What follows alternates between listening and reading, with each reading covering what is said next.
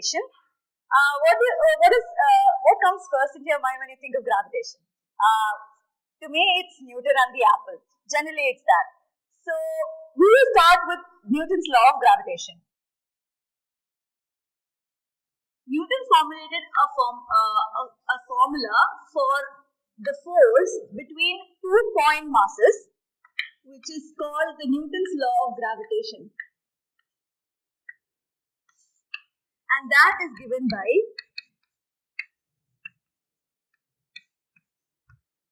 in this formula, m1 is the mass of one point mass, m2 another, and r is the distance between the 2 point masses. G is the proportionality constant, which is called the universal gravitational constant, and F being a vector, this is the magnitude of the force, and considering this as your system, and this being the force exerted on m2 by m1, and this being your position vector that joins m1 and m2, F is in the opposite direction of the position vector, so we give a minus r cap notation with the force, which will give you the vector, which will give you the gravitational force vector. Next, let's go to gravitational field and gravitational field strength. What is gravitational field? It is a region around any mass where the gravitational pull of this mass can be experienced by any test mass or any other body which is brought to the field, brought to the region. Gravitational field strength is the same force divided by the test mass that is brought into the region.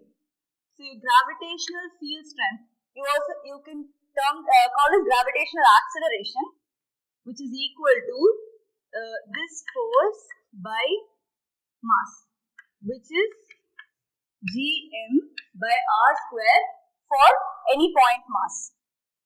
Now we have derivations for the field due to extended bodies, which are a collection of point masses. So for extended bodies, like first we take a rod. This is a uniformly distributed rod, that is, over the entire length L, M has been distributed uniformly. To find the gravitational field of any point on the axis of the rod, which is at a distance of d from one end, we can just consider the rod to be many tiny point masses and take which are at a distance of x from the point B and integrate all the small dg vectors, all the small acceleration vectors from D to L to get the entire g vector on this point. Doing that, we get g equal to gm by L into 1 by d minus 1 by d plus L, where d is the distance between this end of the rod and the point, and L is the length of the rod. Next, we go to ring. For any uniform mass distribution ring of mass m, radius r, you get g at the center to be 0. This is because if you take any 2 point masses on two endpoints of a diameter, they will exert equal amount of forces on the center. That is, if this is your dg vector due to this one, and this attracts it again by the same dg vector, the entire thing gets cancelled and your net acceleration at the center would be 0. Next, g parallel. Next, on the axis of this ring. If you take any point on the axis of this ring, which is at a distance x from the center, you get, again you take two different points on the endpoints of a diameter and draw the dg vectors from the point P. Now this can be resolved into two components, a parallel component and a perpendicular component. Parallel and perpendicular with respect to the axis of the ring, which can be given as dg perpendicular and dg parallel. Again, for the same thing, dg perpendicular and dg parallel. And both the dg perpendiculars will get cancelled. So there wouldn't be any perpendicular force on the perpendicular acceleration acceleration for this point, entire acceleration will be towards the center of the ring. So your G perpendicular will be gmx by r square plus x square to the power 3 by 2. This thing, if you integrate it for the entire ring, you get the value of G.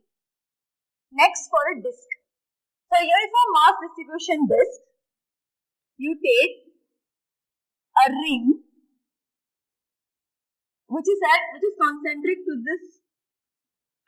You take small rings those are infinitesimally small ring elements, and for each element you write this equation and you get the same integration from 0 to r, and this will be the value where theta is the angle of this point P and the line joining the topmost point to P from the axis of the disk. So your value of magnitude of G vector will be 2gm by r square, where r is the radius, and into 1 minus cos theta, where theta is this angle. Next, going to 3D objects, shell and sphere. Now what is peculiar about shell and sphere is that when they have uniform mass distribution over its volume, you can easily consider them to be concentrated on their point, on the center of mass, to calculate the G at any axial point. This is because any point mass that you take, you will actually have to take ring elements and integrate it. But then, since that is a tedious task, the final results have shown that you can consider this to be concentrated at this center of mass, which will give you G out, that is gravitational field, gravitational acceleration at any point outside the sphere to be gm by r square, where r is the distance of that point from the center of your shell. Now, inside a shell, which is a hollow space, the gravitational acceleration at any point will be 0. This is because if you consider, suppose this is the point P, and you consider two opposite area elements.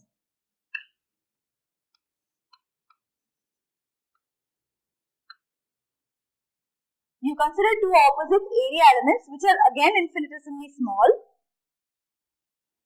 dg vector has a formula derived as g into sigma into d omega. In this sigma is the mass distribution of this, which is equal to m by the volume of this, surface area of this sphere, which is 4 pi r square. The total mass over 4 pi r square will be sigma, and g into sigma into d phi will give you dg vector. Now, because vertically opposite angles are equal, which is same for solid angles too, this angle and this angle would be equal, and this area would exert equal amount of attractive forces on this point. So for any such point you take, there will be an opposite element that will always cancel out the gravitational acceleration at this point. This will make net gravitational acceleration at any point inside this shell to be 0. Now for a sphere.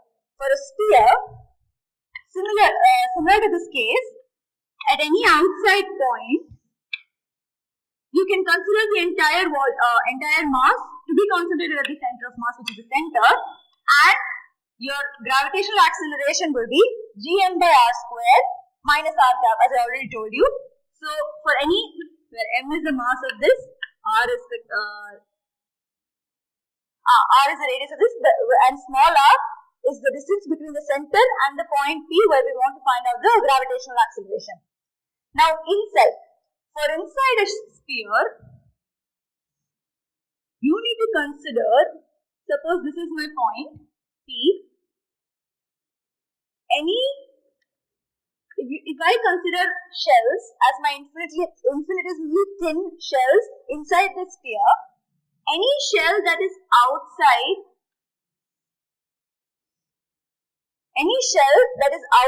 this point, P, will have no gravitational acceleration, will not exert any force on this point, because inside a shell the gravitational acceleration is 0. So due to all the shells outside the point, the gravitational acceleration would be 0. Now you just have to integrate from 0 to this r, which is small r, the gravitational acceleration due to all the shells inside this imaginary shell that we have taken at the point. That will give you a value G inside, that is at any point inside, equal to GMR by capital R cube, where this is a linear dependence on small r, that is distance from the center of the sphere. Now we're going to study Earth's gravitational field. For that, first we will study the variation of gravitational field and gravitational acceleration with height. Now, let this be the surface of the Earth, and we take a height h above the surface of the Earth, me being the mass and re being the radius of the Earth. Now, at the point P, we get a gravitational acceleration of Gme by re plus h the whole square, where re plus h, this entire thing, is the distance from the center. Now, for any h, which is maybe given as 2r or r by 2, or anything which is comparable, if h is comparable to the radius of the Earth, then you have to use this equation. Else, if h is much smaller than re, I take re out of the denominator, and I get the equation which has 1 plus h by re the whole square. Now, if h is much smaller than r, this fraction is much smaller than 1. This makes, if we use the binomial approximation, which is 1 plus x whole power n is equal to 1 plus nx, this will reduce this formula to Gme by r square into 1 minus 2h by re, where Gme by r square is the actual G that we take as 9.8 maybe. This is the actual G into 1 minus 2h by r. So G on the surface into 1 minus 2 into height above the surface by radius of the Earth. This is only when height is much smaller than r, which is in cases like a ball is projected up, which can't go to a height which is comparable to the radius of the Earth. Next, we go to variation of gravitation G with depth. Now, from the surface of the Earth, we are taking a depth d inside, which is and this is the radius of the Earth. Now, for this point P, the gravitational acceleration at this point would be Gme x by r cube, where this x is re minus d. That is, we always take this x from the center of the Earth. So now substituting re minus d into this formula and writing re cube as re square into re, we get Gme by re square into re minus d by re. Now the net gravitational acceleration at that point will become Gme by re square into 1 minus d by r, where again this is gravitational acceleration at the surface of the Earth. So G into 1 minus d by re. This is not an approximated form, so this can be used for any depth. Now, the third one will be variation due to rotation of the Earth. Now, G will vary due to the rotation of the Earth because at any point there will be a force, which is your weight, acting towards the center of the Earth, plus for any mass m, there will be a centrifugal force, because we're taking an accelerated frame. Earth rotating on its axis is an accelerated frame. Generally, we don't take it that way, but when we study the Earth, we need to take it as an accelerated frame, and we need to apply the pseudo force, which is m omega square r. Now, any point on the Earth is rotating in rotating with the same omega as that of the Earth in a circular path when Earth rotates around this axis. So this small point is rotating in this circular path. Now, if you take that, the radius of the circular path to be small r, that will be equal to Re sin theta, which is where theta is taken from the central axis and Re is the radius of the Earth. That will give plus your weight which is acting to the center will be given by mg, which is me by re square. Now, this equation at the poles will become, when theta becomes 0, g dash, which is your final g, which has where you consider the rotation, will be equal to the actual g, which is which you take as 9.8 at the surface of the Earth. So, at poles, g dash will be equal to g, and at the equator, when theta becomes pi by 2, you have to take this r becomes exactly equal to Re because sin theta becomes 1, and mg dash, which is actual weight at that point, equal to mg, where g is gme by r square minus m omega square Re. Now, your final gravitational acceleration will become g dash is equal to g minus omega square Re. This will be at the equator. So when in questions, if they are specified poles or equator, you're supposed to remember that there is a difference in gravitation, and that is why they are specifically mentioned that. Next, we will move on to gravitational potential energy. Potential energy, as you know, is an energy possessed by any body due to its position. Now, the change in potential energy when you take it from one point to another is the change is negative of the change in work done. That is, the work done to move a body from one point to another in some field or when some other system is when it is experiencing a force due to some other body. Now, for gravitational potential energy, we can easily write as F dot dr. So, your change in potential energy will be equal to an integral from initial to final position of this work done, which is F dot dr.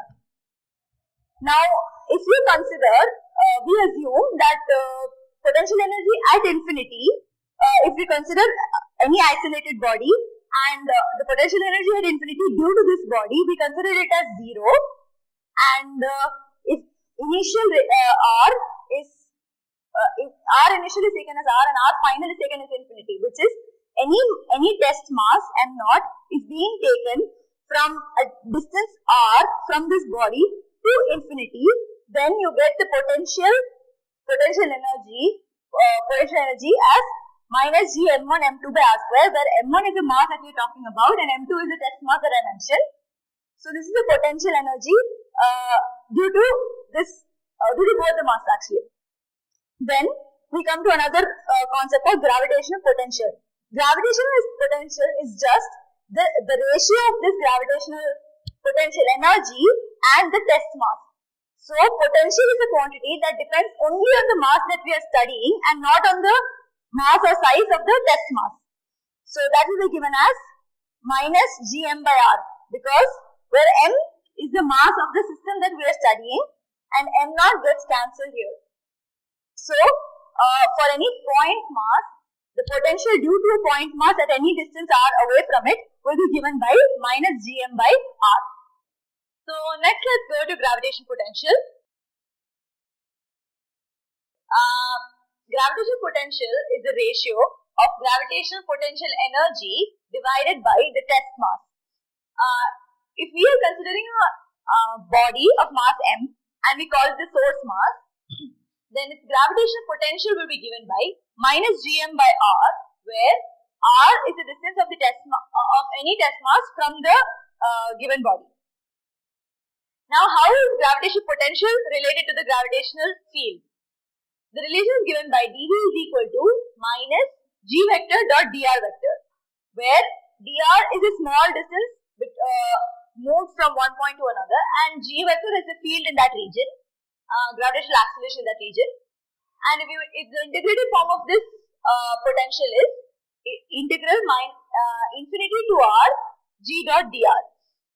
Now, this is the potential when a test mass is brought from infinity to a distance r from our source mass. Now, when we consider a point mass, potential due to point mass at any distance r from it is given by minus gm by r. Then we go to extended bodies. First, uniform rod. For any uniform rod at a point P on its axis, which is at a distance of d from one of its ends, the gravitational potential is given by minus gm by L, where L is the length of the rod, into ln of b plus L by d, where this log to the base e function comes because in our gravitational field, as we already saw, it has 1 by d dependence. So when you integrate it, you get a ln variation. Next, we go to ring. For a ring, at its center, the gravitational potential is given by minus gm by r. This is got through this integration, where we integrated from infinity to its center. Next, for any point on its axis, the potential will be minus gm by root of r square plus x square. This is the radius of the ring, and x is the distance of the point P from the center of the ring. Now, the important thing about rings is that for any mass distribution, may it be uniform or non-uniform, the potential at its center or point P will not change. And an easy way to remember this is, this potential will always be equal to minus gm by the common distance of every point from the point we are considering. That is, for the center, every point on the ring is at a distance r, and for point P, every point on the ring is at a distance of root of r square plus x square. Next, we move on to a shell. For a hollow shell, the potential at any point outside will be minus gm by x. This is in the same way we consider this to be the entire mass to be concentrated at its center of mass, as we did in gravitational field. This is just an assumption and cannot be done everywhere. Next, for potential at the surface of the sphere, it will be equal to minus gm by capital R, where capital R is the radius of the shell. And inside, we know the gravitational field inside a shell is 0, which means when a body is, when test mass is being brought from infinity towards a shell, until its surface, it will experience some gravitational field, but inside it would not experience any force. So for moving it from its surface inside to any point inside, it wouldn't take any work to be done. So the gravitational potential inside will be same as its surface, anywhere inside. So it will be equal to minus gm by capital R. Next, we move on to sphere. For a sphere, for any point outside, it will be same as a shell, minus gm by x, because again we can consider it as a point mass at its center, and at the surface it will be minus gm by capital R. For potential inside, this is an important formula which you can by heart, minus gm by 2r cubed into 3r square minus x square. This is also derived from the same relation, because we are considering one sphere as many shells, and at any point inside you are considering the potential. Now, for potential at the center, if you put x as 0, then you get V at C, which is the center, as minus 3 by 2 gm by r, which is equal to 3 by 2 times of potential at the surface. So this relation, if remembered, can be easily used in questions. Next, we move on to some important graphs. First, field due to a ring. This will be a graph of field due to a ring, and these points are found out by differentiating and equating it to 0. That is, where slope is 0, you get minus r by 2 and plus minus r by root 2 and plus r by root 2 as the values. Next, field due to a shell. For field due to a shell, we know that inside a shell the field is 0, so this graph is discontinuous, and it starts only at r is equal to capital R, and it goes as 1 by r square in a 1 by r square variation, because we know it's gm by small r square. Next, field due to a sphere. Inside a sphere, we know that it is gm x by r cube. So it's a linear variation. So we have a straight line passing through the origin until r equal to capital R, and then again it the same 1 by r square variation as in the shell. Next, potential. So potential due to shell and sphere. Outside the shell and outside the sphere, we already saw the variation is 1 by x variation. So both the graphs will be the same, which is hyperbolic, and it has an asymptotic approach near the ends. But from center to the surface, for a shell, the potential is same, which is capital Gm by r. But for a sphere, it will vary as a parabola. This is because in this equation, if you multiply this minus inside and you get a plus x square, if you neglect all these terms, the nature of the curve will be somehow like 4ax square. Like a parabola. So, this x square variation is shown as a parabola here. Now, let's go to the last part of the gravitation chapter. Let's study about planets and satellites. First thing we need to study is escape velocity. What is escape velocity? It is a minimum velocity that needs to be given to any test mass to move it away from all the source masses in its surrounding and go to infinity. That is, when we calculate it for the Earth or for any planet, by using conservation of energy, we say initial kinetic energy plus potential energy should be equal to final kinetic energy and potential energy. Now we know initial potential energy will be minus g mm by r, where m is the mass of the planet and small m the mass of the satellite that we are going to launch, plus half m escape velocity whole square equal to 0. Now how is the final energy 0? This is because we already know that final potential, that is potential in infinity, is considered 0. So your final potential becomes 0, plus since we are giving the minimum velocity possible to reach infinity, it cannot have any further velocity at infinity. So the final kinetic energy also becomes 0. Now when you solve this equation, you get escape velocity equal to root of 2 gm by r, where m is the mass of the planet and r is the radius of the planet, which means escape velocity of any satellite of any mass from a planet depends only on the mass and radius of the planet. Next, we go to the circular orbits of satellites around planets. When a satellite moves around a planet with orbital velocity v0 and orbital radius r0, we can calculate the orbital velocity by equating the forces on the satellite.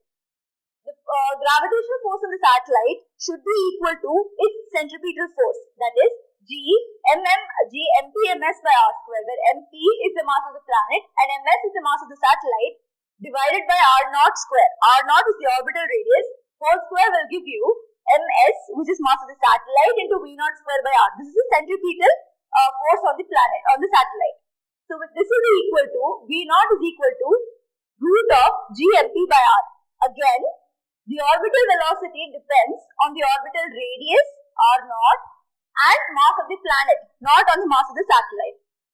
Next, total energy. In any circular orbit of a satellite, the total energy will be given by half of ms into v0 square, which is the kinetic energy, plus minus gms mp by r0, which is the potential energy. Now, if you substitute v0 value here, we get E is equal to minus half of g ms mp by r0. This is equal to half of its potential energy. So these relations are easy to remember and can be used in questions directly. Total energy equal to minus of kinetic energy, or mod of their values are equal, and it is equal to mod of potential energy divided by 2. Next, we move on to time period. Time period of any satellite in a circular orbit will be given by, obviously we know time is equal to distance plus speed. Now distance is the entire orbital perimeter of the orbit, which is equal to 2 pi r0, divided by the speed will be v0. Now, if you substitute v0 here, you get 2 pi r into r0, root of r0 by gmp. Now, squaring on both sides, you get some constant multiplied by r0 cube is equal to t square. This shows that t square, that is time period square, is always proportional to cube of the orbital radius. This is an important formula because if you know to know two different radii, you can easily find out the ratio of their time periods. Final topic will be Kepler's laws. Kepler gave three laws, amongst which the first law says every planet, till now we were studying about satellites orbiting planets, but each planet itself is orbiting another star in an elliptical orbit, in which the star takes either one of the foci of the ellipse. Next is the law of time period, which we have already proved. T square is proportional to r cube, where r is the orbital radius, which is the distance between the center of the planet and the center of the star. Last one is the law of areas. This says that areal velocity of a planet around a star is constant. Now, what is areal velocity? Areal velocity is the area swept by the position vector of the planet with respect to the star in some small time dt. Now, let's say this is the area covered by the planet in time dt from position P1 to P2 maybe, and in the same time dt, it can cover this area from another P3 to P4. Now, these two areas which are covered in the same time dt will be equal. This is the third law. So, dA by dt, by proving it, you get is equal to L by 2m. Here, L is the angular momentum, and we know that obviously conservation of angular momentum is always valid in this case. So, by using that, L will always remain constant by 2m, where m is the mass of the planet, which will not change. So, dA by dt is equal to L by 2m, and this is the constant. That's the third law of Kepler.